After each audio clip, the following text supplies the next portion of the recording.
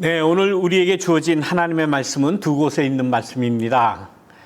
먼저는 창세기 3장에 있는 말씀과 또 신약에서 누가복음 18장에 있는 말씀입니다. 두 말씀은 우리가 지금 너무나도 잘 안다고 우리가 스스로 생각하는 그러한 말씀입니다.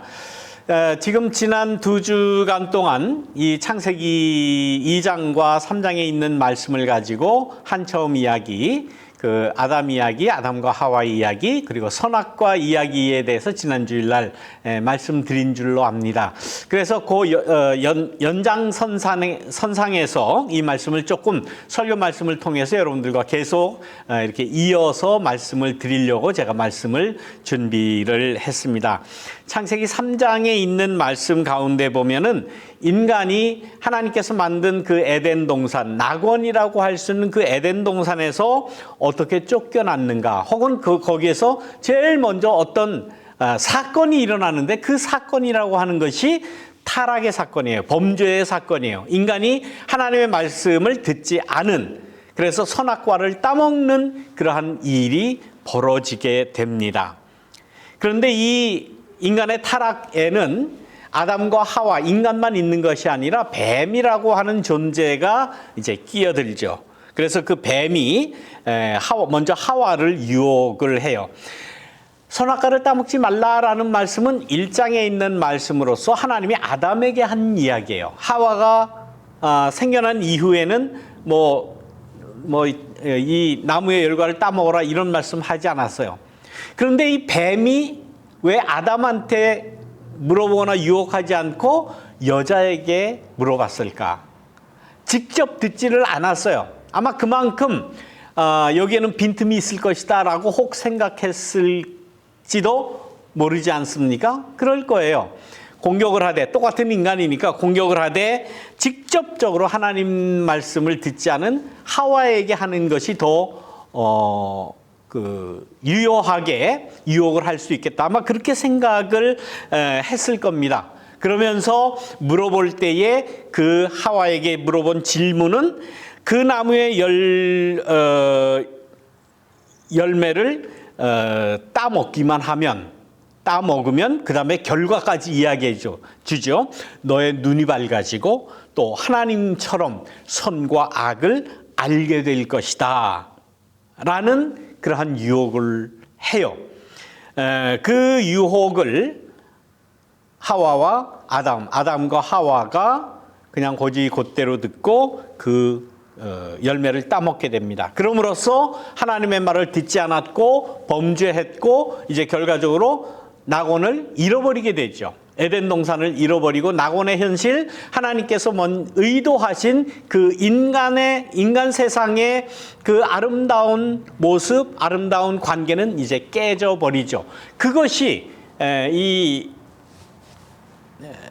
죄를 저지른 그러한 결과로 나타나지요. 그래서 그 이후로 인간은 하나님께서 허락하신 그 낙원을 잃어버리게 됐다 하는 것이 이 3장에 나오는 신라곤의 이야기일 겁니다. 그것으로 끝났느냐? 그것으로 끝나지 않습니다. 이야기는 계속 이어지는데 죄를 범한 결과 아담과 하와가 선이 무엇인지 악이 무엇인지 분명하게 알았느냐? 그런 이야기는 나오지 않아요. 선과 악에 대한 이야기는 이미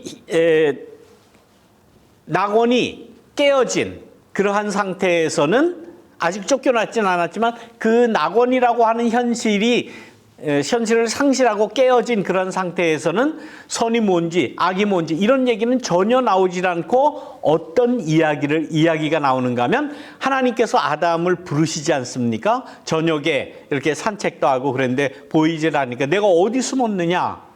아담이 대답을 합니다. 뭐라고 대답을 합니까?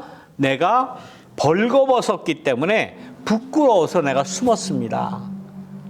결국은 이 열매를 따먹은 이후에 선이 뭐냐 악이 뭐냐를 밝히고 선을 알고 악을 알고 이것이 아니라 남은 건 뭡니까? 자기의 부끄러움이에요. 자기의 한계, 자기의 그러한 그 처절한 모습, 자기의 옹졸한 그러한 모습, 죄악된 모습, 부끄러움만 남았다라고 하는 사실입니다. 우리도 얼마나 부끄러움, 또 열등감 이런 것에 시달립니까? 난 왜 이럴까? 난 왜 이렇게 부족할까? 왜 이렇게 모를까? 왜 이렇게 못났을까? 이 열등감, 자기의 부끄러움은 세상 아무리 잘난 사람이라도 거기에서 피해갈 수 없는 그러한 현실을 우리가 대하게 됩니다. 하나님께서는 그 인간에게 내가 벌거벗었구나. 누가 너더러 벌거벗었다고 뭐라 그러더냐? 누가 너의 벌거벗음을 일러주더냐? 뭐라 하더냐? 아무도 그런 부족함을 이야기하지 않아도 이 아담과 하와는 부끄러워했고 스스로 부끄러워했고 스스로 열등감에 쌓일 수밖에 없었다는 겁니다. 그러면서 거기에 대한 책임을 내가 잘못했습니다. 내가 죄를 저질렀습니다. 이렇게 순수하게 사죄하지 않고 책임 전가를 하죠. 당신이 나에게 짝지어 주신 저 여자가 나무의 열매를 따다가 내게 주었기 때문에 내가 먹었습니다. 내가 먹기는 했어도 하나님 당신도 책임이 있습니다 이거예요. 당신이 저 여자를 만들지 않았습니까? 여자도 마찬가지예요. 내가 따 먹었습니다마는 그러나 당신이 만든 뱀이 나를 유혹했습니다. 핑계 대는 거 아닙니까? 이 핑계 저 핑계 조금이라도 그 자기의 죄악됨, 자기의 하나님 말씀을 어긴 것, 자기의 그러한 그 부끄러운 모습을 어떻게 하든지 좀 감춰보려고, 어떻게 하든지 핑계를 대해 보려고, 그것이 인간이에요. 낙원을 상실한 죄악을 저지른 인간의 모습, 누구나 다 그렇습니다. 이 시간 우리는 이 아담과 하와의 서로 책임 전가하는 이 모습을 나 자신에게서 발견하지 못하는 사람은 아무도 없을 겁니다. 다 핑계를 대요. 다 핑계를, 교회에서도 그렇습니다. 나 목사는 잘났는데, 나 목사는 뭐 괜찮은데 저 교인들 때문에 이 교회가 안 된다. 그렇게 생각하는 면이 목사에게도 많습니다. 목사에게만 그런 면이 있겠습니까? 교인분들에도 마찬가지예요. 장로님들도 마찬가지고 집사님도 모든 자가 다 그래요. 나는 괜찮은 신앙을 가지고 있는데 목사가 인도를 잘못해서 그렇다. 장로 뭐 이렇게 구체적으로 말씀드리면 좀 안 좋으니까. 아무튼 다른 사람에게 책임을 전가하고 너 때문에 내가 교회 생활, 신앙 생활 제대로 할래도 저 인간 때문에 내가 못한다라고 다른 사람을 지적하고 책임을 전가하고 잘못된 원인을 다른 사람에게 전가하는 면이 얼마나 많습니까? 다 있어요. 다 있어요. 이 시간 우리는 그 사실에 대해서 인정을 해야 되고 회개를 해야 할 것입니다. 지금 창세기 3장이 우리에게 교훈하는 바가 바로 그거예요. 책임 전가하지 말라는 것, 책임 다른 사람에게 뒤집어 씌우지 말라는 것, 더 나아가서 하나님 앞에 하나님에게 당신 때문이다. 당신이 왜 선악과 나무를 왜 만들었느냐? 당신 여자를 왜 만들어서 나한테 짝지어줬느냐? 아니 동물은 왜 만들고 뱀은 왜 만들어서 나를 유혹하게 했느냐? 그렇게 따지면 우리가 사는 이 세상의 모든 것이 다, 모든 사물이 다 컴플레인 할 수 있는 그러한 주제가 아니겠습니까? 하나님은 이 세상 모든 것을 우리에게, 나에게 축복으로 주신 거예요. 축복으로 주신 거예요. 얼마나 감사합니까? 우리가 힘을 합해서 뜻을 이루고 힘을 이루고 사회를 이루고 나라를 이루고 나름대로 서로 돕고 사는 에덴 동산과 같은 그러한 현실을 만들어가지 못하고 그것을 독점하려고 하고 자기만 생각하고 함으로써 선악과를 따먹은 거죠. 죄를 지은 거죠. 이 창세기 3장에 있는 인간 타락 이야기는 단적으로 말하면 여러 가지 주제가 많이 있을 수 있겠습니다만은, 그러나 오늘 제가 드리고 싶은 말은 핑계대지 마라. 어느 누구에게 블레임하지 마라. 모든 잘못된 것이 있다면 내 책임이다. 나도 책임이 있고 나도 잘못이 있고 나 스스로를 돌아볼 수 있는 계기를 우리가 삼아야 되지 않겠는가. 그렇지 않으니까 내 자신이 부끄러운 거예요. 벗었으니 내가 부끄럽습니다. 그 원인의 잘못을 누구에겐가 전가시키려다가 보니까 다른 사람에게 손가락질을 해야 되고 다른 사람에게 책임 전가해야 되고 그러다 보니까 내 안에 책임 전가를 많이 하다 보면 자기도 최면이 돼요. 아, 진짜 그런지 알아요. 그러다 보면 내 안에 있는 불만이 막 끌어오르는 것 아닙니까? 인간의 이 타락 이야기, 신라권 이야기, 이 에덴 동산에서 죄악을 저지르는 이 선악과를 따먹는 이 이야기는 저는 오늘 여러분들에게 그렇게 말씀을 나누고 싶습니다. 책임 전가하지 마라. 내 책임이다. 자기의 책임하에 내 삶을 이어가겠다라고 하는 그러한 주체적인 자존심을 우리가 좀 세우자라는 거예요. 인간이 잘못될 수 있습니다. 죄악 저지를 수 있습니다. 그때에는 어떻게 해야 됩니까? 하나님을 피한다고 피할 수 있는 게 아니에요. 숨는다고 숨어지질 않습니다. 그때는 하나님 앞에 당당하게 나가서 잘못했습니다. 잘못했습니다라고 하나님 앞에 나가는데 당당하다라는 말이 조금 좀 안 맞는 표현일지는 모르겠지만은 그러나 자기 자신에게 내 책임입니다. 내 잘못입니다. 내가 다음부터는 이렇게 하지 않겠습니다라고 나간다라는 것은 하나님 앞에서 당당한 거예요. 조금 더 발전시켜서 이야기하면 하나님 앞에서 나 자신 스스로 신앙의 자존심을 세우는 것 아닙니까? 그 자존심 하나 세우지 못하고 자기의 그 열등감에 쌓여서 아무리 가려보십시오. 아무리 옷을 입어보십시오. 그 벌거벗은 모습이 하나님 보시기에는 하나님은 다 알고 계시잖아요. 숨는 것도 다 알아요. 벌거벗은 것도 다 알아요. 열등감 가지고 있는 것도 하나님 다 아십니다. 그럴 때에는 첫째, 하나님 앞에 당당하지 못하는 것이고 나아가서 그 신앙은 자존심을 버린 신앙이 아닌가 그렇게 생각을 하는 겁니다. 우리는 다시금 신앙의 자존심을 회복해야 되겠다. 나는 하나님 앞에서 적어도 하나님의 형상을 내가 입고 존재하는 그러한 사람인데 나 나름대로 자존심이 없습니까? 나 나름대로 신앙의 자존심을 세워야 될 거 아니에요. 하나님 앞에서도 자존심이 있어야 될 거 아닙니까? 잘못했으면 잘못했다. 내가 잘한 일이 있으면 하나님 이거 잘하지 않았습니까? 하나님과 당당히 설 수 있는 그런 신앙의 자부심을 가져야 되지 않겠습니까? 왜? 내 안에 하나님의 형상이 있기 때문에. 내 안에 마귀의 형상이 있습니까? 내 안에 뱀의 형상이 있습니까? 내 안에 죄악의 형상만 있습니까? 아니에요. 내 안에 하나님의 형상이 있는 거예요. 하나님과 같은 그러한 절대적인 자유의지를 가지고 있고 의를 세울 수 있는, 낙원을 세울 수 있는, 낙원을 유지시킬 수 있는 그런 의지도 나에게 있다고 하는 사실을 우리는 당당하게 자존심으로 신앙의 자존심을 가질 수 있어야 된다. 우리는 죄악된 인간만은 아니에요.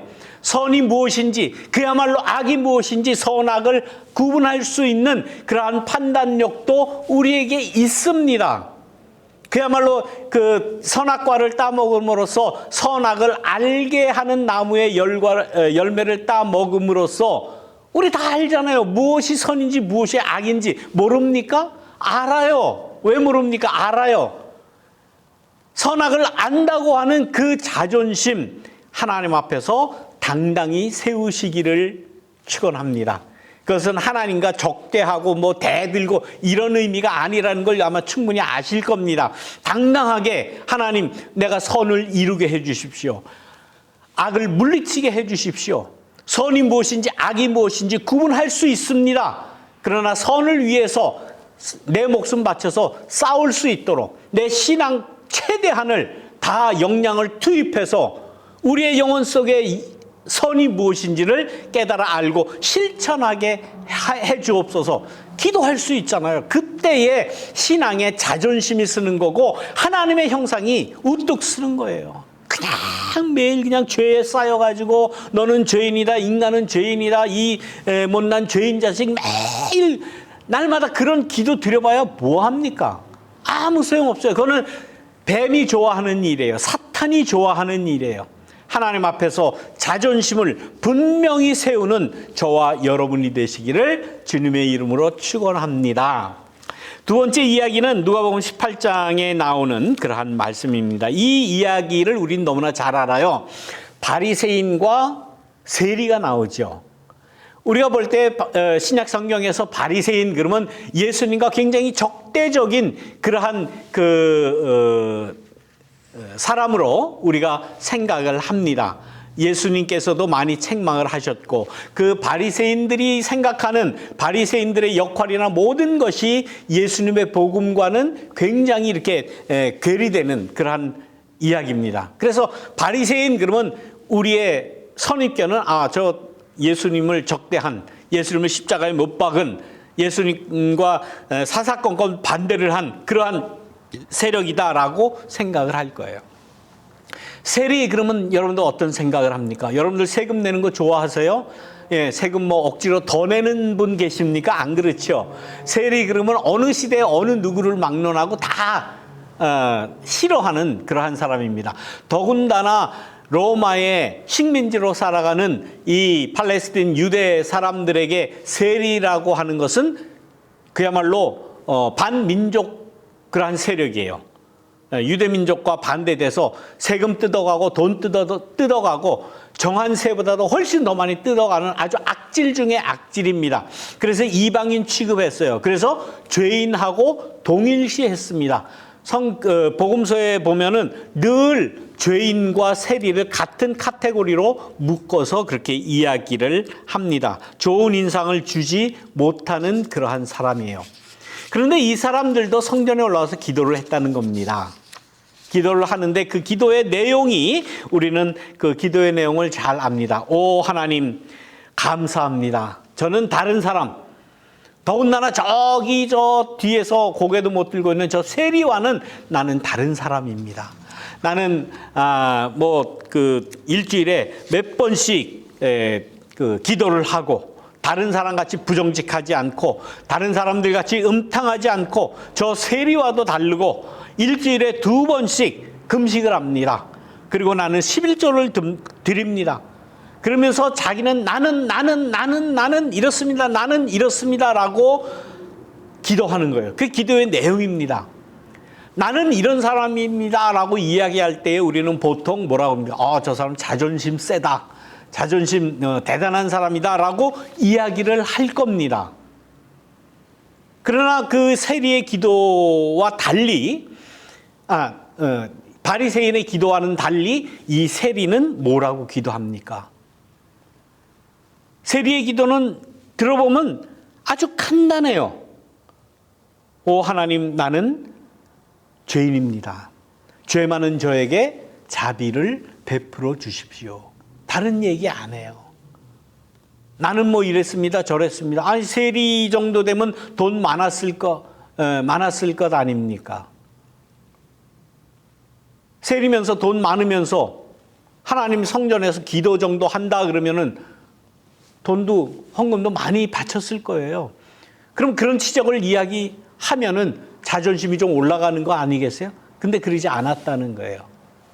세리는 가슴을 치면서 하늘을 우러러보지도 못하고 그저 나 죽었어 하고 고개를 푹 숙이고 오 하나님 죄 많은 저에게 자비를 베풀어 주십시오라고 기도를 했다는 겁니다.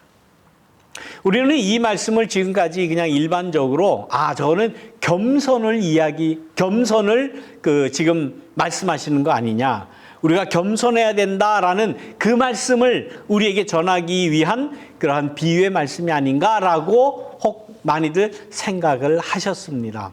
그러나 오늘 창세기 3장에 나오는 이 신라곤 이야기, 인간의 죄 지은 이야기와 같이 이렇게 연결시켜서 생각할 때에 이 기도, 성전에서 기도한 이 바리새인의 기도와 이 세리의 기도 가운데 진정으로 자존심 있는, 하나님 앞에서 정말 그 주체적인 그러한 신앙을 가진, 주체적인 그러한 신앙의 기도를 드린 그 기도는 바리새인의 기도냐 세리의 기도냐라고 한번 물어보자는 거예요. 오늘 누가 더 자존심 있는, 누가 더 주체적인 그러한 올바른 신앙을 가진 사람의 기도일 수 있겠습니까? 나는 이렇습니다, 나는 저렇습니다, 자기의 공적을, 자기의 공명심을 최대한 발표하면서 나는 이렇게 훌륭한 신앙인입니다 라고 이야기한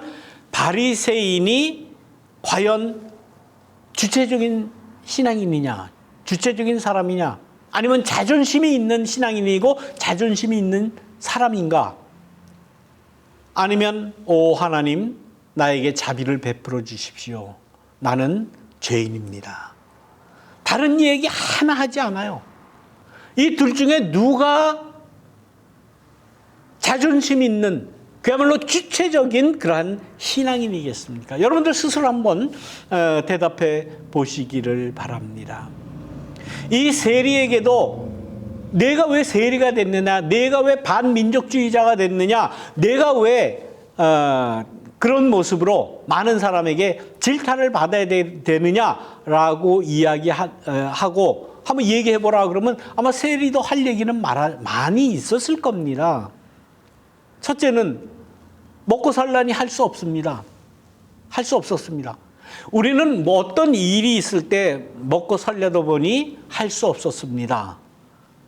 윤리적으로 도둑이나 강도나 이런 사람들도 재판장에 서면은 대부분 그런 말을 한다 그러죠. 먹고 살려니 할 수 없습니다. 무슨 부정 비리를 저지른 사람도 나중에 가서 모든 것이 다 발각나면 뭐라 그럽니까? 먹고 살려니 할 수 없습니다. 뭐 위에서 시키니 나는 그저 따를 뿐이었습니다, 다 하는 이야기예요. 그러나 그 이야기 가지고 그 잘못이 용서될 수는 없다고 하는 사실이에요. 세리는 왜 안 그랬겠습니까? 나도 먹고 살려니 할 수 없었습니다. 로마 군부가 시키니 어쩔 수 없지 않습니까? 그렇게 이야기 얼마든지 할 수 있습니다. 그러나 이 세리는 하나님 앞에 나와서 그런 변명하지 않았다는 거예요. 아담과 같이, 아니 왜 하나님이 왜 하와를 만들었습니까? 왜 에덴 동산에 왜 선악과를 왜 만들어 놓고 사람 속을 새깁니까? 왜 죄를 짓게 만듭니까? 하나님 당신도 책임이 아니요. 그렇게 이야기하는 인간이 이 세상에는 많아요. 우리 이야기 시리즈에서도 많이 말씀드렸잖아요. 하나님 앞에 책임을 돌린다고. 아담도 하나님 앞에 책임 돌렸고, 하와도 하나님 앞에 책임을 돌렸고, 뱀은 뭐 말을 할 수가 없었는지 나오지는 않지만은 모든 것을 다 창조주에게, 모든 것을 다 다른 사람에게, 그러다 보면 그 현실이, 책임을 전가하는 현실이 신라곤의 현실이다. 그것은 곧 죽음과 똑같은 것이다. 그 열매를 따먹는 날에는 너희가 반드시 죽을 것이다 라고 한 그 죽음의 의미가 그런 것 아니에요?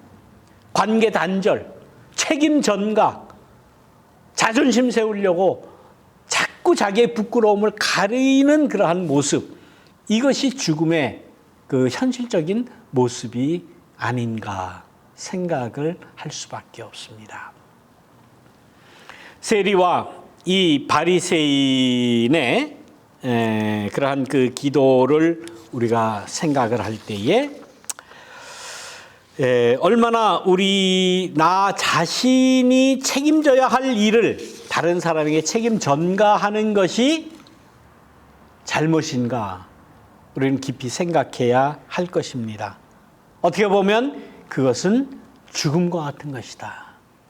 죽음의 현실적인 그러한 모습이 아닌가 생각을 합니다. 에덴 동산의 현실, 바리새인과 세리의 기도하는 그 신앙의 모습에서 나는 과연 어떤 신앙, 어떤 삶의 자세, 어떤 사고를 지녀야 할 것인가 라는 것은 제가 이렇게 설교적으로 또다시 한번 여러분들에게 강조할 필요가 없을 줄 압니다. 여러분들 다 알고 계십니다.